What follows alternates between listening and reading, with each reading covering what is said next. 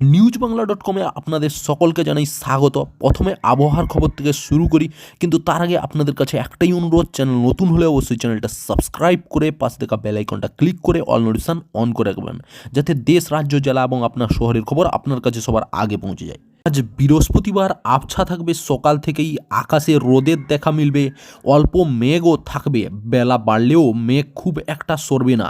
এদিন বৃষ্টির সম্ভাবনা খুব একটা নেই, রাতের দিকে আকাশে মেঘের দেখা পাওয়া যাবে না, আবছা থাকবে আকাশ, আগের দিনের তুলনায় কমে যাবে ঠান্ডার আমেজ।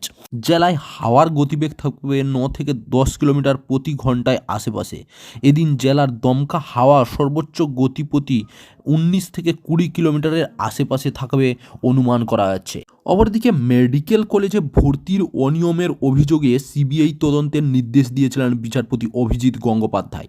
ওই অভিযোগের প্রেক্ষিতে সিবিআইকে দ্রুত এফআইআর করে তদন্ত শুরু করার নির্দেশ দেন তিনি।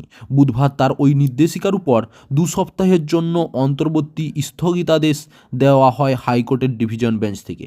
বিচারপতি সৌমেন সেন এবং বিচারপতি উদয় কুমার বেঞ্চ জানায়, ওই মামলা আপাতত তদন্ত করতে পারবে না সিবিআই। অন্যদিকে সাইকেলেই ভারত ভ্রমণ করে নিজের স্বপ্ন পূরণ করলেন যুবক।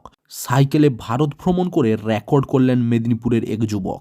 একই সঙ্গে স্বপ্ন পূরণ করলেন নিজের। দেশের জওয়ানদের প্রতি শ্রদ্ধা জানিয়ে পরিবেশ রক্ষার বার্তা দিলেন গোটা ভারত জুড়ে। সাইকেল করে 12 জ্যোতির্লিঙ্গ, 4 ধাম এবং 25টি রাজ্য ভ্রমণ করে বাড়িতে ফিরলেন।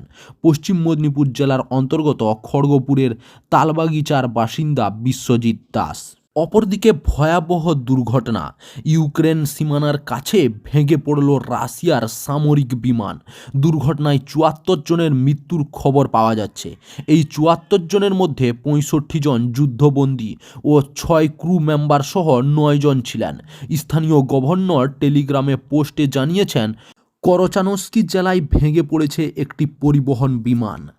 চাকরির খবর থেকে শুরু করে, নিয়োগের খবর থেকে শুরু করে, ঝড়ঝঞ্ঝা, দেশ বিদেশ, রাজ্য, জেলা এবং আপনার শহরের খবর একটা চ্যানেল আমাদের নিউজবাংলা.কমে সবার আগে আপনারা পেয়ে যাবেন। তাই চ্যানেলটাকে অতি অবশ্যই সাবস্ক্রাইব করে পাশ থেকে বেল আইকনটা ক্লিক করে অল নোটিফিকেশন অন করে রাখুন।